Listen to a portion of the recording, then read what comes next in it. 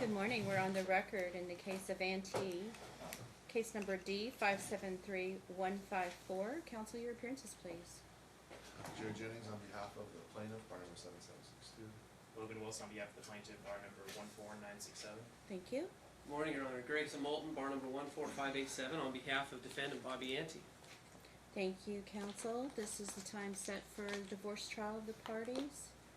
I'd like to go through some housekeeping matters if we could. I know there's a motion for summary judgment, which the court will address momentarily. Have you had a chance to meet and confer regarding the exhibits? We have, Your Honor. I was able to meet with Mr. Wilson, and we came to stipulations regarding the exhibits. Let me find the email we laid these out. Are we going through the plaintiffs first? Certainly, we can do that. All right. We stipulated for plaintiff for the admittance of exhibits 1 through 5, 7 through 16, and 18. Thank you. And then the party stipulated to admit all of defendant's exhibits. Okay. Thank you.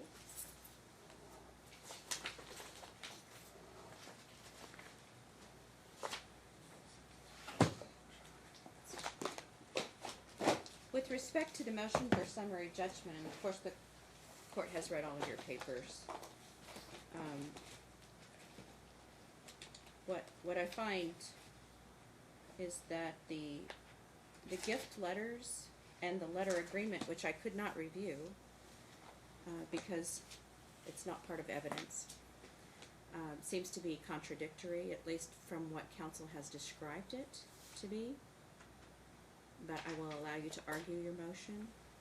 At this point, though, I don't think the court can rule for summary judgment, and I need to take evidence because I do have 2 different writings, albeit there are, I think, 3 gift letters, and then there's a letter agreement that I think contradict each other. Is that correct?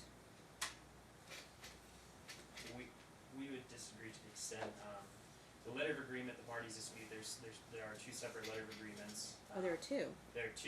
There are two separate ones. One, the letter agreement was drafted by the plaintiff on the day that escrow was supposed to close, I believe January 17th, 2018, and she had drafted this to protect her interests, and she had sent it to defendant.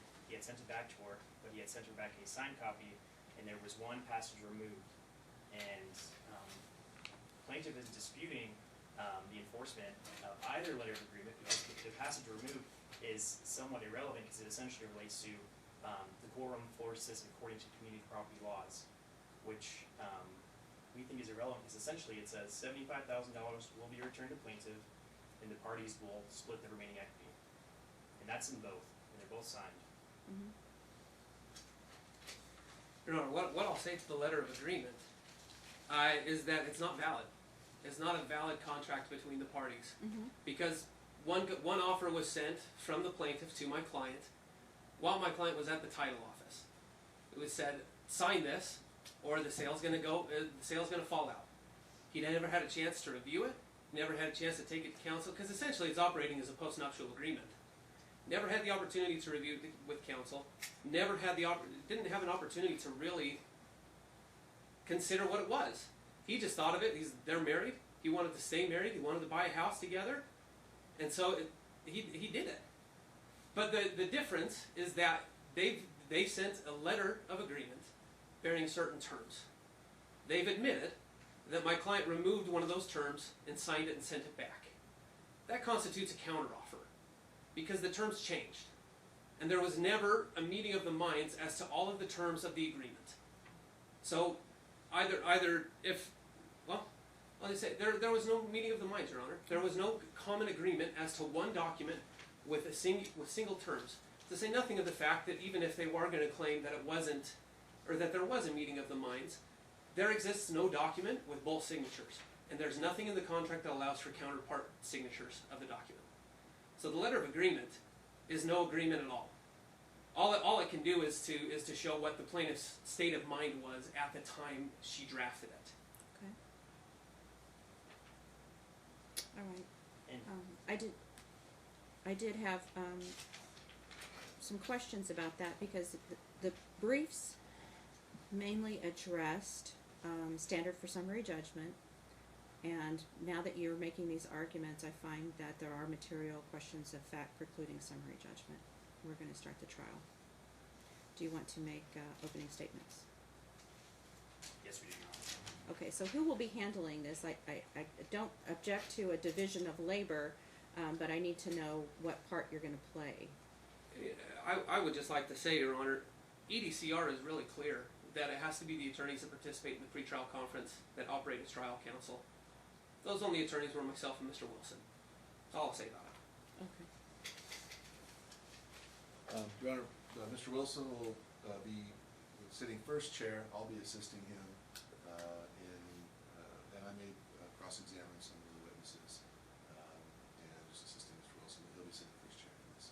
And I was at a hearing or whenever the meeting took place, but me and Mr. Wilson did meet that and I've been very involved in the case the whole time, so he's my associate. Okay. Do we have any witnesses in the courtroom? Yes, Your Honor, Miss Nah, one of the witnesses is present. Okay, so any potential witnesses must exit the courtroom. If you're gonna testify, come on, step outside.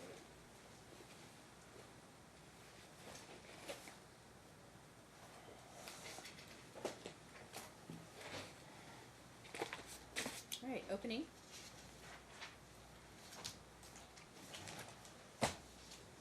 Counsel, are you going to give opening Yes, I am. statement? Just one second.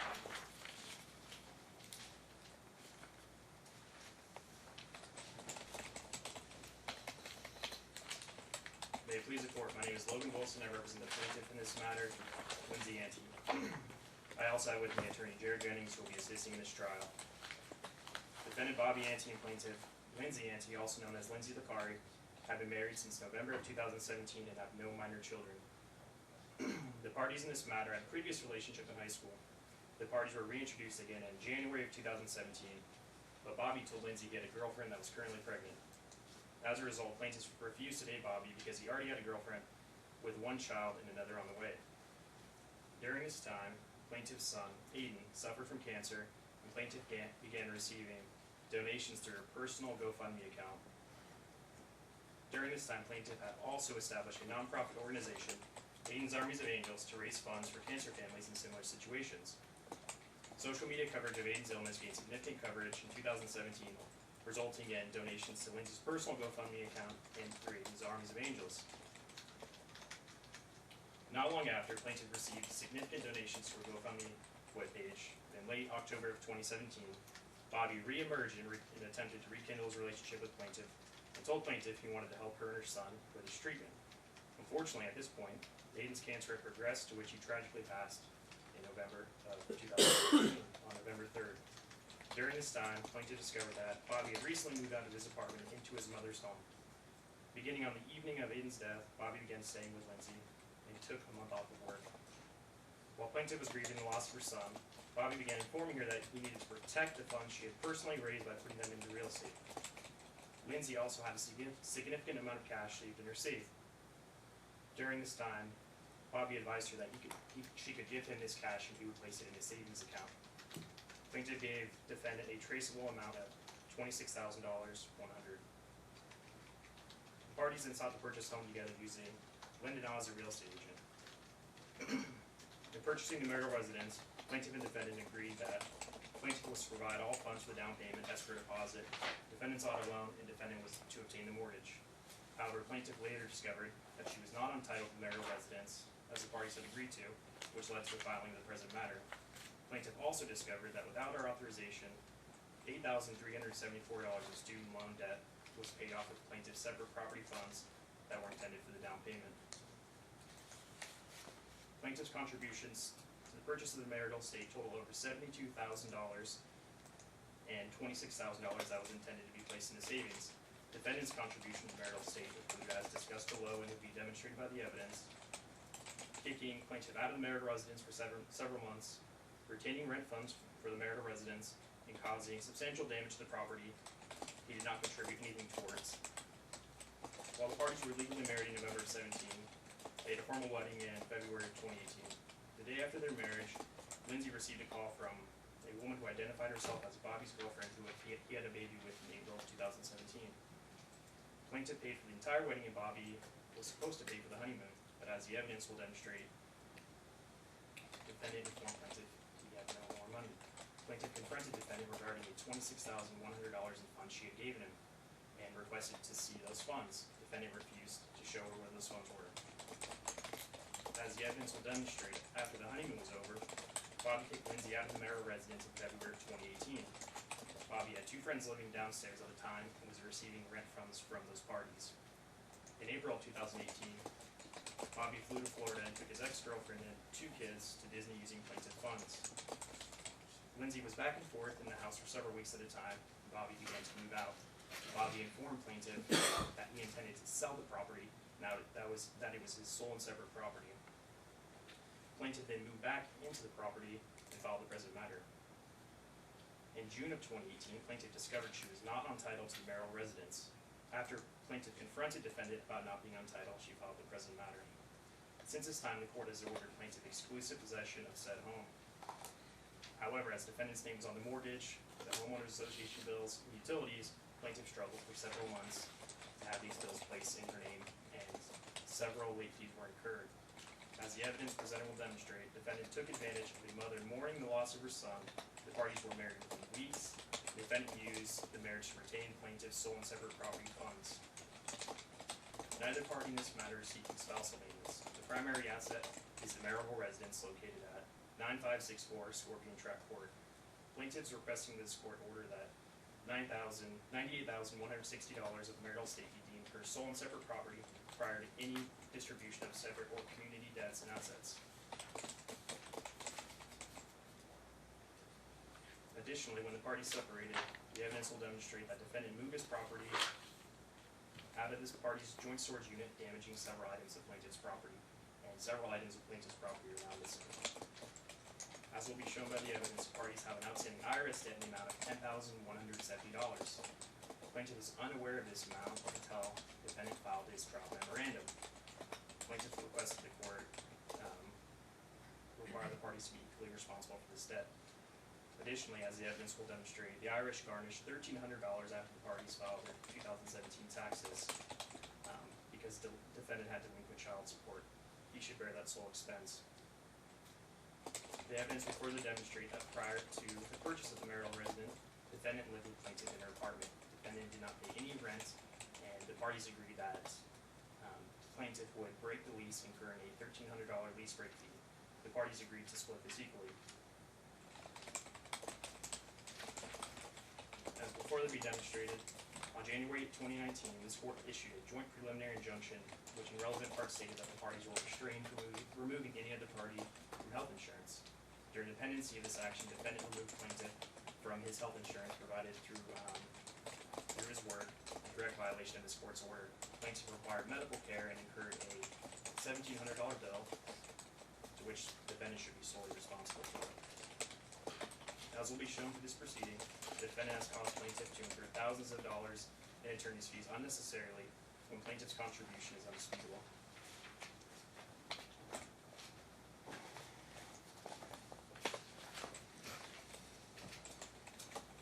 I'll be brief because I know that we're on a shortened schedule.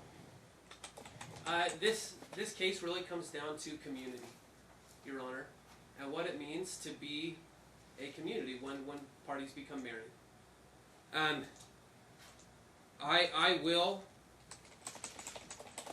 I'll accept some of the statements that Mr. Wilson made as accurate. The parties were married on November 25th, 2017, and began living together at the beginning of that month.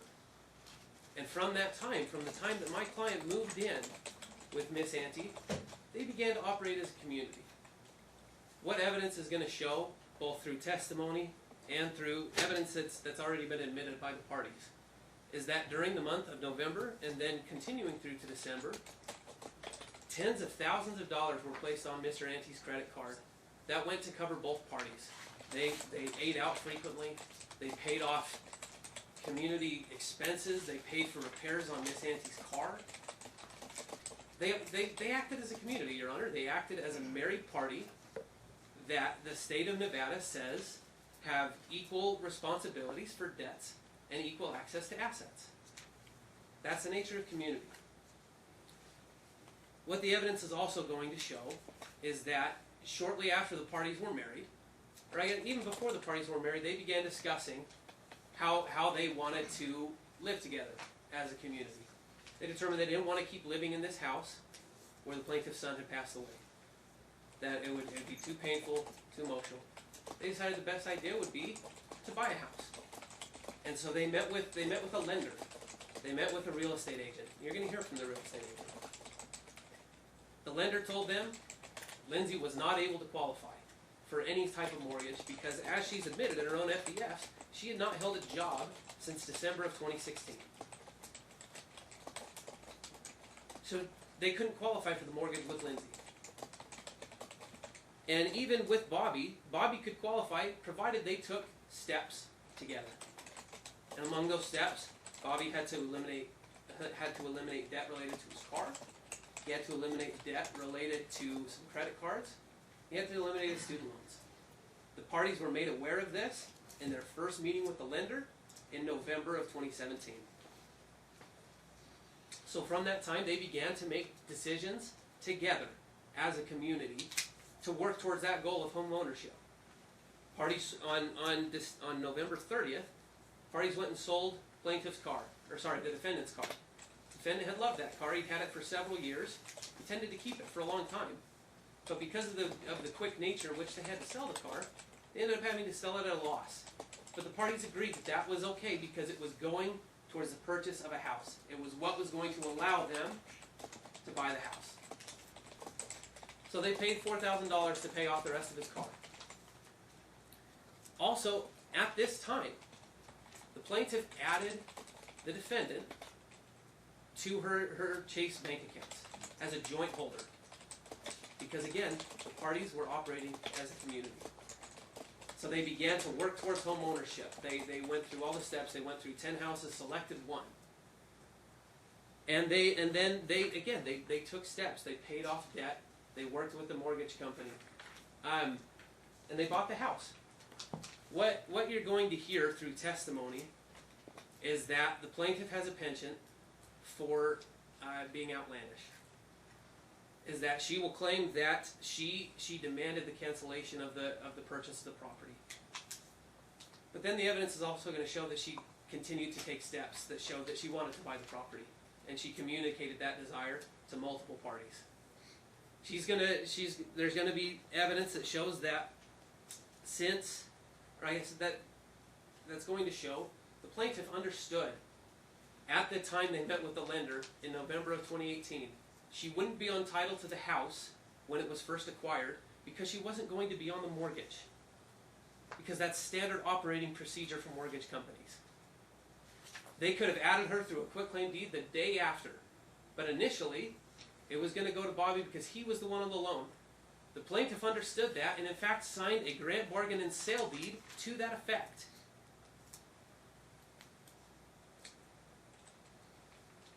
The evidence is also going to show that when the parties separated, when the plaintiff filed for divorce, my client immediately moved out of the house. Beginning of July 2018, he moved out of the house. He continued to pay the mortgage because, again, it was in his name. It affected his credit. So he continued to pay for the mortgage for several months while she lived there by herself. Only after this court made temporary orders in October of 2018 did the plaintiff begin to start paying for the house.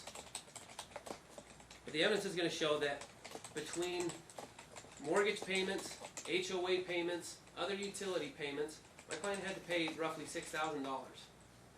That went solely towards plaintiff's living expenses when they were already separated. He's entitled to having those offsets back as per the order of the court from October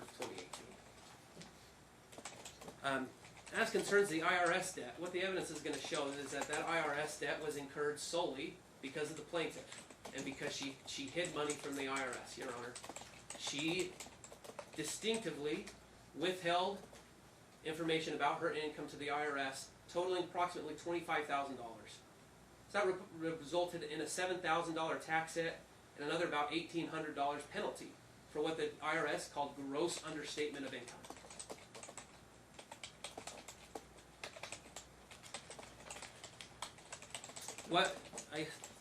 The evidence is going to show that the parties operated as a community, Your Honor.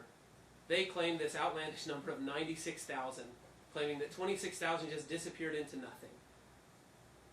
What the evidence is going to show very clearly is that the parties lived a fairly comfortable lifestyle during their short months together. That they went out to eat frequently, that they went out to very nice places, that they bought very nice things. And those have real expenses and real costs that they bore as a community. What we're asking from the court today is that because all funds that went to the purchase of the house came from an account on which the parties jointly held, that the property be sold and the equity be split. We also would ask that my client receive his offset, and that because the IRS tax debt is owed solely to the plaintiff's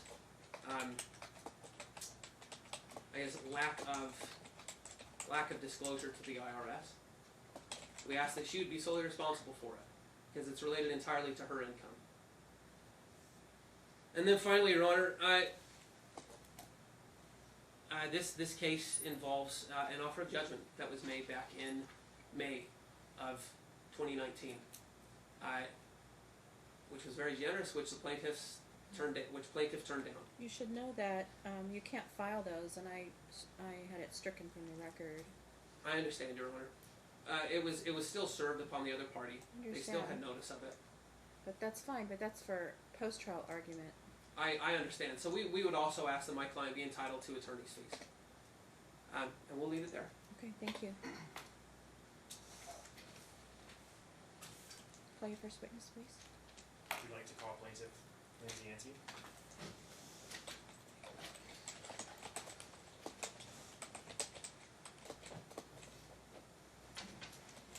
Ma'am, please remain standing and raise your right hand.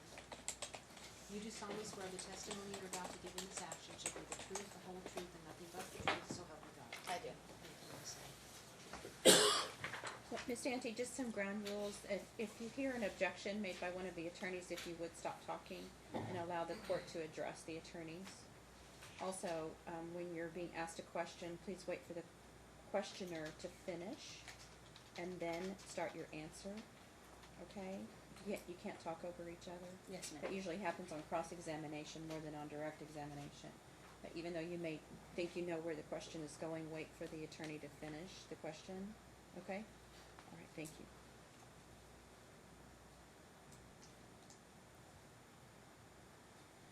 Lindsay, when did you first meet Bobby?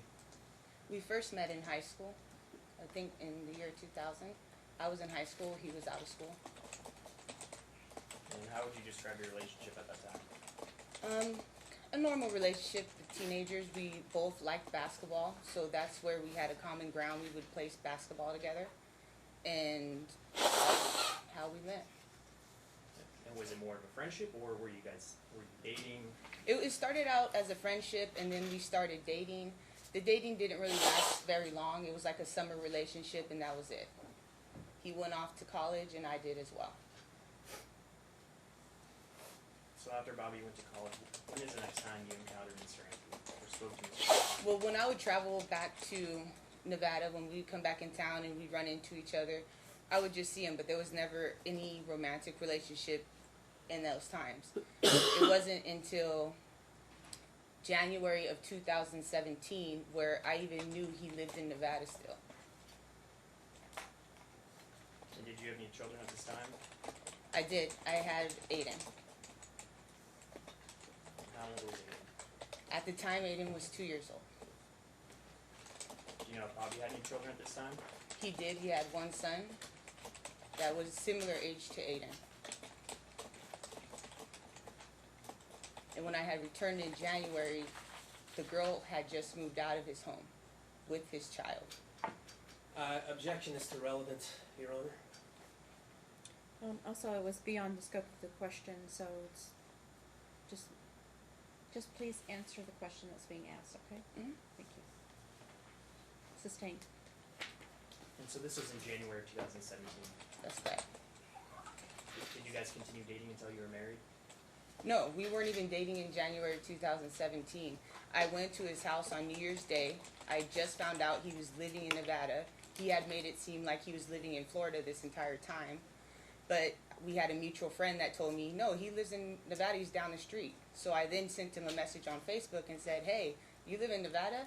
And he said, yeah. And I went down and we had a conversation, we hung out, and I returned back to California. And in January 17, do you recall what your finances were at the time? How much money you had in your savings and checking accounts? I had absolutely nothing. I had already been going through 1 year of cancer treatment with Aiden. I was living in my sister's house, sleeping on her couch.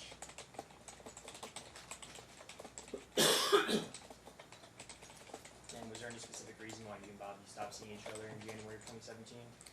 Well, in January 2017, I just saw him that day on New Year's Day. I didn't return to Nevada until February of 2017 when I relocated back to Nevada and got my own place. When I came back in February, I did go to Bobby's house and I spent the night. We had relations.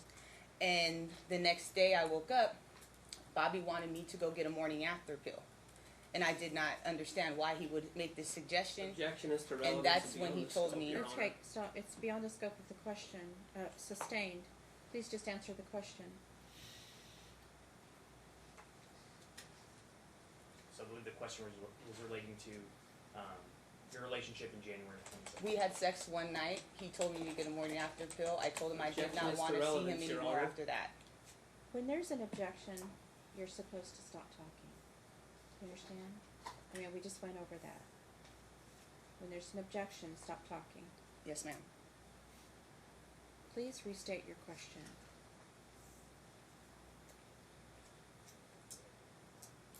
So in January of 2017, were you and Bobby dating at this time? No. Were you and Bobby exclusively dating at this time? No. Do you know if he was dating anyone else during this time? He was still dating his baby mother from what he told me.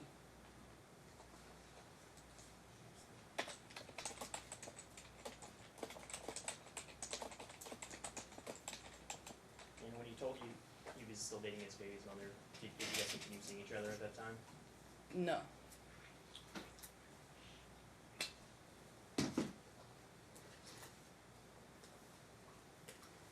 And when is the next time you spoke to Bobby?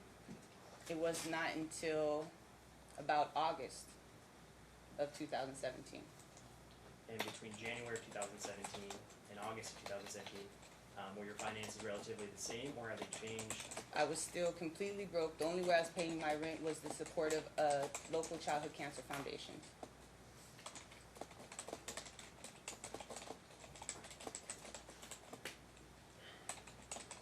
And when did Bobby re-enter your life in the fall of 2017?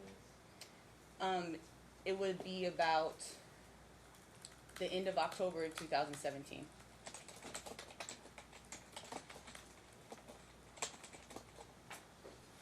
So you have two binders in front of you. I'd like you to turn to,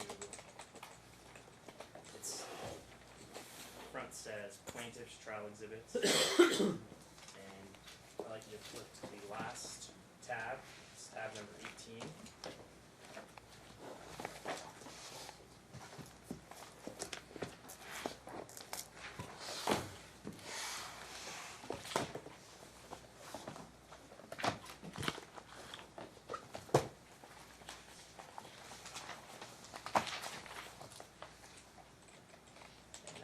I'd like you to flip a couple pages, and the bottom right it's going to say a number. It says PLTF 0500. Let me know when you're on that page. Okay.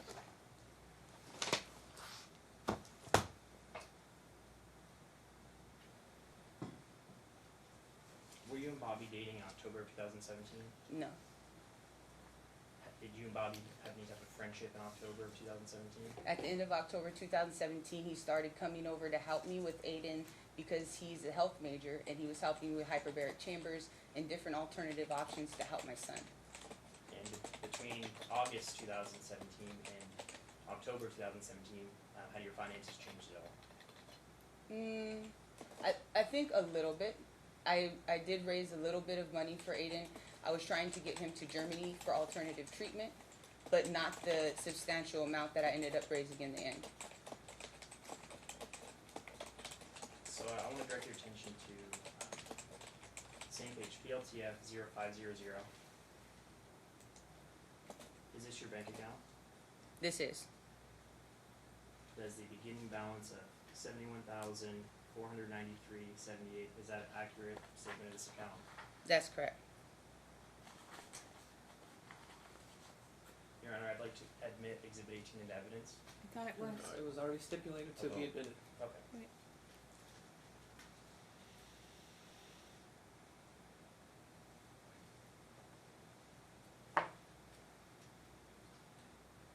When did you and Bobby begin living together? On November 3rd, the day my son passed away, he spent the night and never left. And where were you living at this time? I was living in my own residence. It was called Resort at the Lakes on the address that's here on the statement. Did you own that property? No, I was renting. I had just started renting that property because me and Aiden had just returned from Arizona And where was Bobby living during this time? with his mother.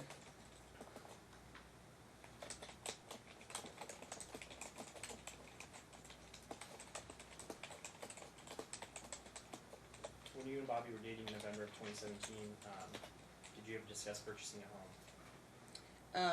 After the passing of my son, I had quite a bit of money, and Bobby then told me you should protect your interests in maybe purchasing a home. Objection, hearsay. I think it's her present sense impression of the conversation they had. She's offering exact words as claiming as to exactly what he told her. It's an out-of-court statement being offered for truth. But it's also her recollection of the conversation they had. It's also a statement by a party. Overruled.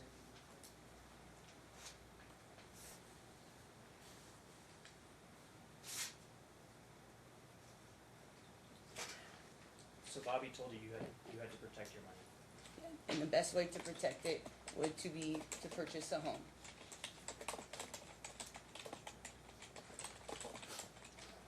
And where were your funds stored at this time?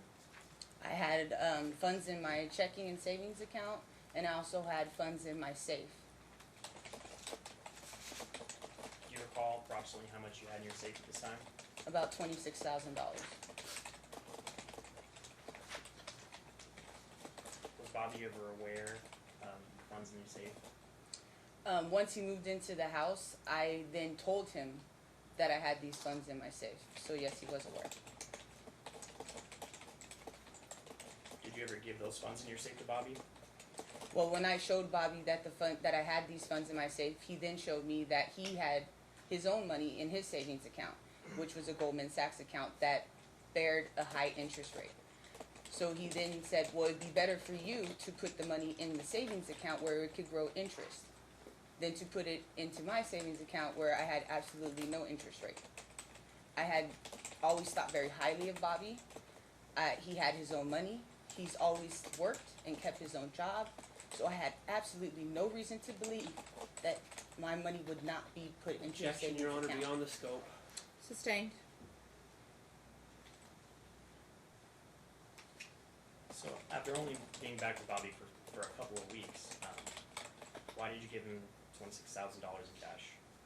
To put it in the savings account so it could grow interest.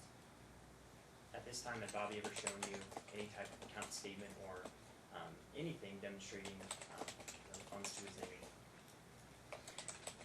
Could you ask me the question again?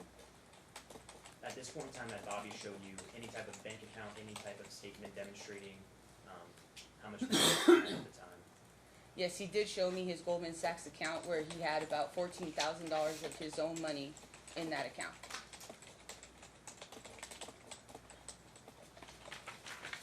Did Bobby ever confirm with you that he deposited the $26,000 in cash? Yes, he sent me 2 pictures. One that he made a deposit of $15,000, and another that he made a deposit of $11,000. And how did he send you those? They were just text message pictures. When did you and Bobby discuss purchasing a house? Soon after my son's passing, he told me to protect my interest by putting the money into the home. I then told him, there's no way that I can get a home now because I need to work on my credit. So therefore, that wouldn't be an option for me. And he said, we can do it together. I'm just upside down in my car. And besides that, I would qualify for a loan. And we could protect your money by buying a home together.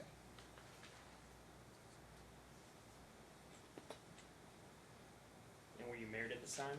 No. That was my stipulation, that if we were going to start buying a home, we would need to be married first, because I knew that would protect my interests. And at this time, had you ever submitted any loan application to purchase a home? No, I never submitted a loan application to anyone. Have you ever submitted a loan application to purchase a home? Never. Are you aware Bobby had submitted a loan application at this time? I retained Linda to help us, but I never was ever part of any paperwork, any loan applications. Objection, never- Your Honor, outside the scope. Again, if you would listen carefully to the question and just answer the question that's being asked, okay? Sustained.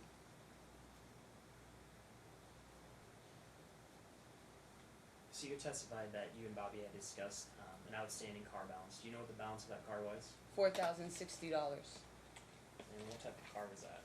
It was an old Jaguar. And other than discussing paying off the Jaguar, had you talked about contributing any other funds to purchase a home? Absolutely not.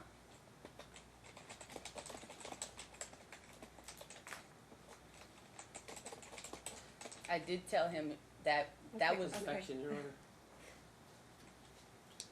Just answer the question. Okay, you can't offer information. I know you wanna get your story out. I know you wanna tell your story. Your attorney is in charge of asking the questions and getting the information on the record. yes, You ma'am. can't keep volunteering what you wanna talk about, okay? Trust your attorney to ask the correct questions, okay?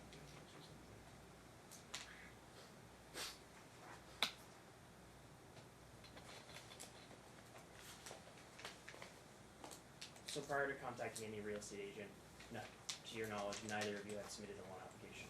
No, And were you married before you sought a real estate agent to purchase the house? yes.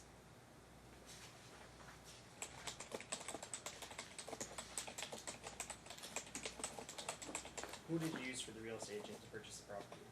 Linda Nah. And how did you meet Linda? One of the supporters of my foundation referred me to her.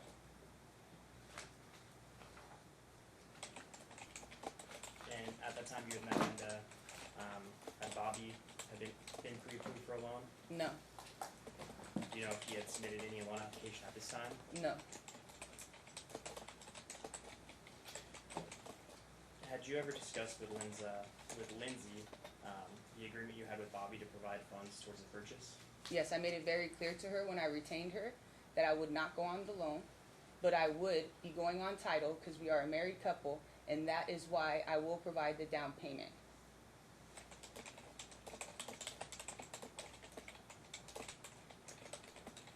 And do you recall how much Bobby was initially approved for?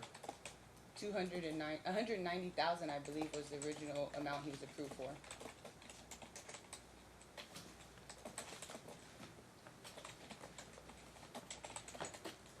And how did you discover the 9564 Scorpion Track property? We looked at several properties, and that was one that she showed us. Do you recall what the listing price was at that time? $256. So if he had been approved for 190 and the purchase price was 256, why were you looking at a home that much more expensive? I often ask the same question.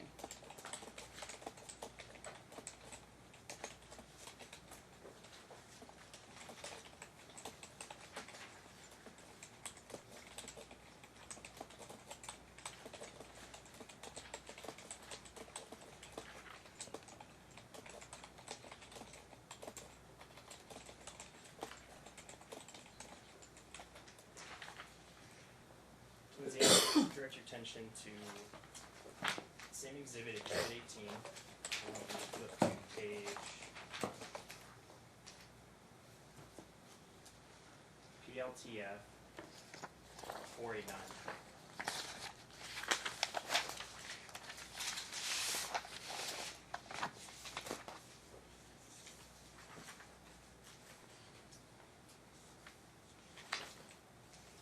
On November 17, 2017, did you give Bobby $5,000 in cash? I gave him $26,000 in cash. And this was done in a single One transaction? single transaction. I gave him $26,000 cash.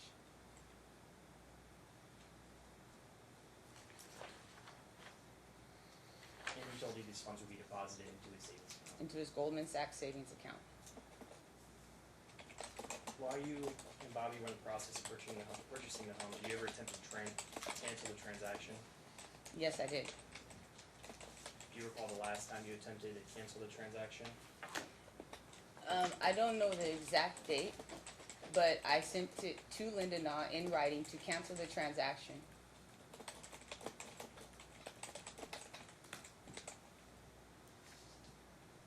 Did you ever add Bobby to your bank account?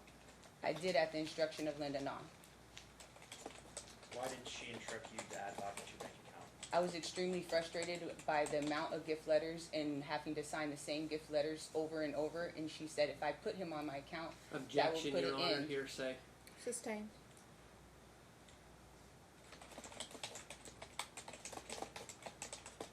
And do you recall how long Bobby was added to your account for? just 1 month, because after I added him, I said, well, let's go add me to yours. He then said no. I then took him off my account, closed it, and got a new account number to protect my finances. And when you closed his account, did you have to withdraw any money? Was there any money remaining in the account? No, they transferred it into the new account. And do you recall which account you added Bobby to? My checking, I believe. My personal checking account.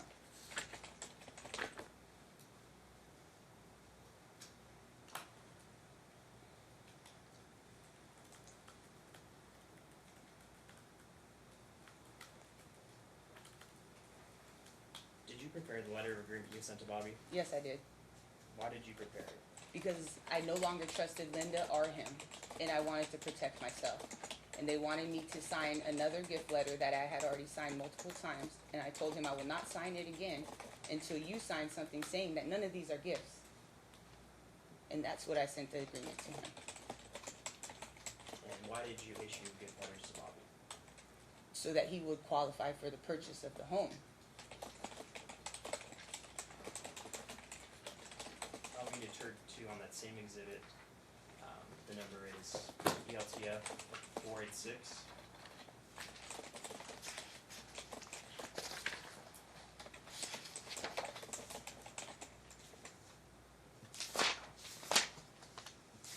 Is this your signature? This is.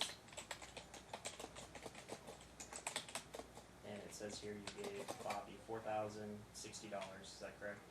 Yes, prior to even retaining Linda Na, I gave him that money to pay off the car per our agreement. I'd like you to flip the page to ELTF 487. Is this your signature at the bottom? Yes, it is. And this amount is $65,000, is that correct? Yes, as a down payment to the home. And last, I'd like you to flip to the next page, PLTF 0488. Is this your signature? Yes, it is. And what is the amount stated on this? This is the earnest deposit that I also paid, And that amount is, $3,000.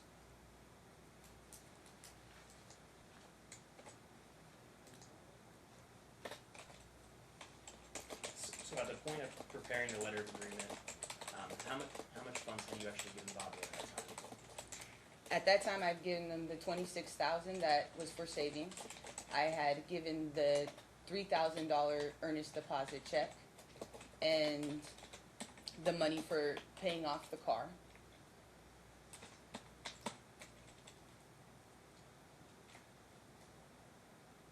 And do you recall the day you prepared prepared the letter of agreement? Do you remember what the date It was on January 17th, 2018.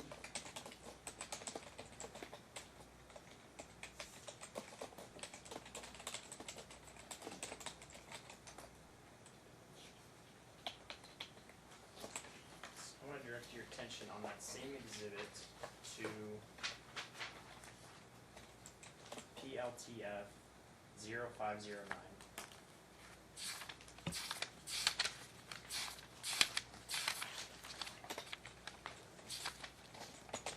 Okay. I'd like you to, starting on the date, go down to December 14th, check number 1866. Mhm. Is this your bank account? Yes, it is. And what is the amount of that check? $3,000. And do you recall who this check was issued to? There was two, and I'm not sure which check number, but one was issued to Bobby and one was issued to ERA Brokers. And I'd like you to go further down that page on December 15th, check number 1867. What amount is that check? Also $3,000. And this check was issued to either Bobby or ERA Brokers. Right. And either check that was issued to Bobby, what was that amount for? The earnest deposit as well. So were there two earnest deposits of $3,000? No. I originally gave the check to Bobby for $3,000 for earnest deposit. Linda then texted me and said the earnest deposit needs to come out of the same check, the same account the deposit is coming out of. I then rewrote another check to Linda. Did you ever receive the funds back for the $3,000 that didn't go? Not from Bobby, no. Did you receive it back from ERA Brokers? No. Do you know what happened to those funds? No, when I canceled, I did tell her I wanted my lawyer to look over the information so I could get my earnest deposit returned. Again, a right that was not given to me. And do you recall the date you attempted to cancel the transaction? I believe, I can't tell you the exact date, but I believe it was the 15th or the 16th. It was right before the closing. So at this point in time, you had no intent to close the transaction. No, I wanted to cancel the entire thing. It was becoming overwhelming. They were spending money faster than water. And I couldn't handle it anymore. And I expressed this to Bobby, that mentally this was too much for me and I needed it to stop.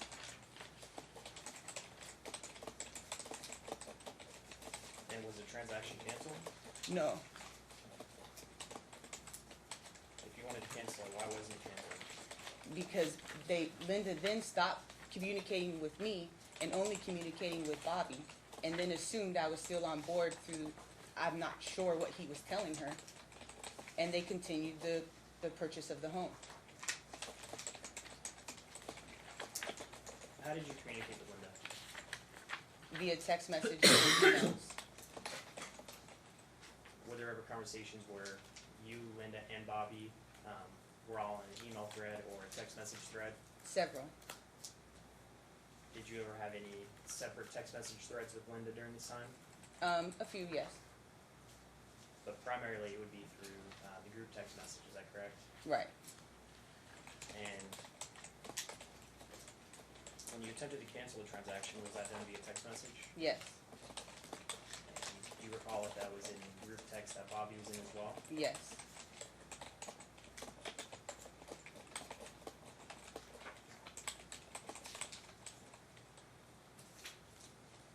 And you said that date was January 15th approximately? I believe so. So between January 15th and the closing, was there any point in time where you had wanted to proceed with the closing? No, I didn't even go to the closing because I did not like Linda. I did not trust her, and I no longer was even trusting my own husband. So I told him I am not coming to the closing, and I went to work. Had Linda or Bobby told you that the transaction was moving forward and set to close?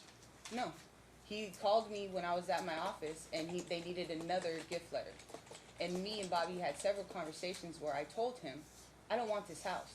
Why don't we pay off some of my debt? Let's wait a year. We can find something else.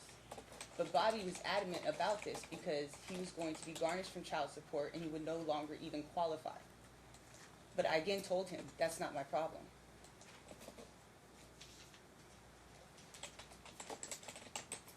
And did you discuss with Linda canceling the transaction? I never spoke to Linda again after I told her to cancel the transaction, and she responded, I will send cancellation docs. I never spoke to her again. Did she ever send cancellation documents? No. I found separate conversations between her and Bobby.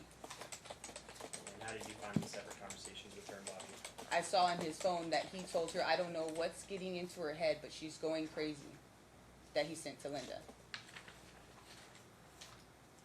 And is this in that same time frame of when you had wanted to cancel the transaction? Yes. And do you recall Linda's response? I didn't even look at her response. I then was angry at Bobby and told him, why would you go talk about me behind my back?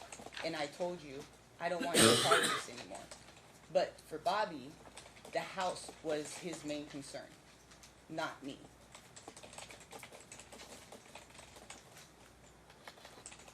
And did Linda ever instruct you to go to any office to execute any documents to cancel the transaction? No. After January 15th, 2018, did she ever instruct you to go to any office to execute any document? I never spoke to her again after the day I said cancel the transaction. I never spoke a word to her again. Did you have any communications with the mortgage lender to execute any documents? I've absolutely never spoke to the mortgage lender at all. I never had a meeting with the mortgage lender. I've never been to the mortgage lending office. Were you contacted by the title company to execute any documents? No.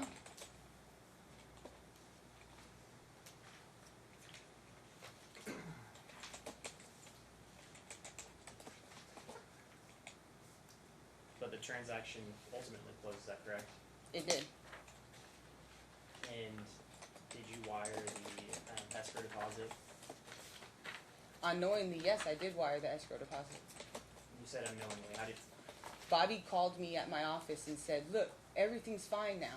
All you need to do is go down to the bank and wire the money and then go down to the title company and then it's all done.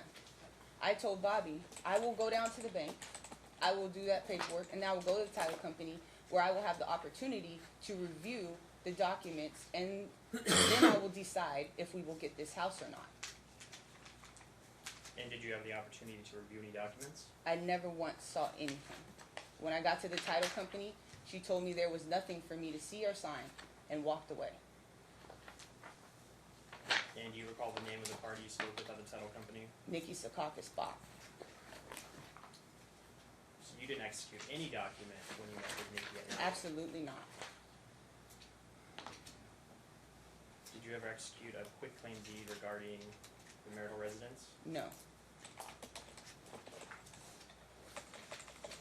So when you were on national title, you didn't sign any document whatsoever? Absolutely nothing. How did you discover that the purchase had closed? I went home and I woke up the next day.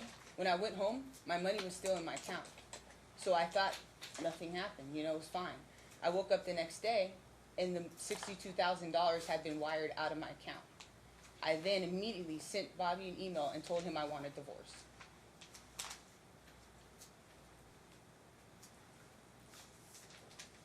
And did you file for divorce this time?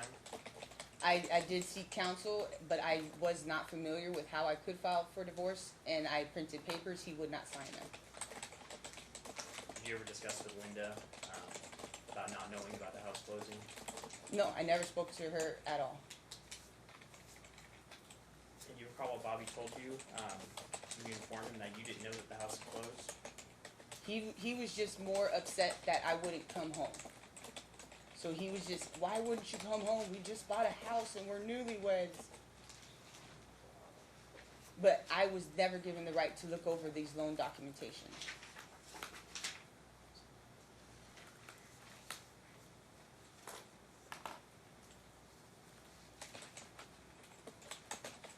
Once again, I want you to flip to Exhibit 6 and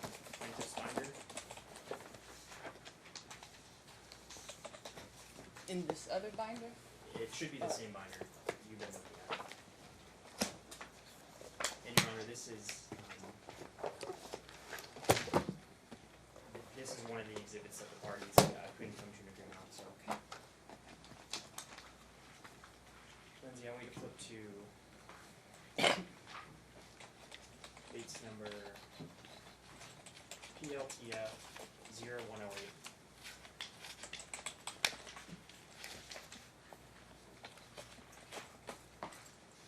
Let me know when you're there.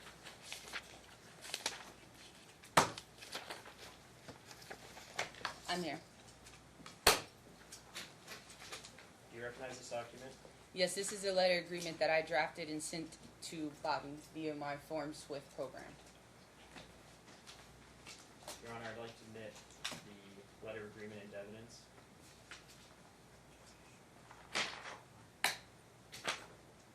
I have no issue with that, Your Honor.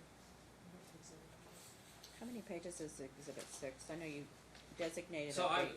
I'll make clear, I'm not stipulating to the admittance of all of Exhibit 6 because it's about 300 pages. Okay. I will submit to these 3 pages of the letter of agreement that it can go in as evidence. Okay, We've produced a copy ourselves. Right, so that's why I asked, And I'll what Bates numbers are you? The Bates numbers for this is PLTF 0108 through PLTF 0110. Okay. All right, is that correct, Mr. Moulton? 108 through 110? Yes? Yep. Okay. Okay, admitted by stipulation.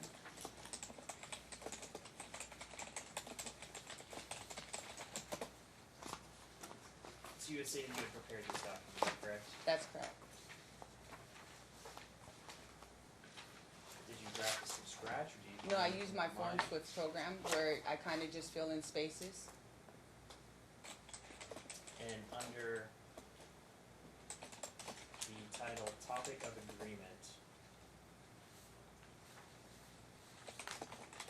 it states, if divorce takes place, $75,000 is returned to Lindsay Antee, and the remaining equity will be split 50-50. Below, I am aware of this community property law, and upon divorce, the property will be sold and $75,000 will be returned to Lindsay prior to our 50-50 split. That's correct. Did you draft this portion? Yes, I did. And turning to page 110, is this your signature? Yes, it is. And is that a digital signature, or did you sign it? I signed that. And was Bobby aware of this letter of agreement? Yes, he was. Did you ever send Bobby this letter of agreement? Yes, I did.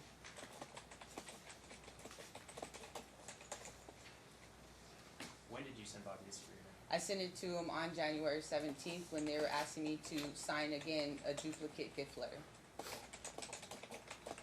And at this point in time, you had already executed how many gift letters? There was only 3 gift letters, but I had signed the one gift letter about 5 or 6 times, and they kept asking for it again and again and again. Why did they continue asking you for additional gift letters? Because my signature, the more angry I got, the more my signature didn't look like mine. So they wanted him to go back and get me to re-sign it neatly. And prior to drafting this letter of agreement, had you and Bobby ever discussed if divorce took place, $75,000 would be returned and the parties would split the equity 50-50? No, I drafted that letter because I kept wondering, why do they keep saying these are gifts when no, I'm equally trying to purchase a home with my husband and these are not gifts.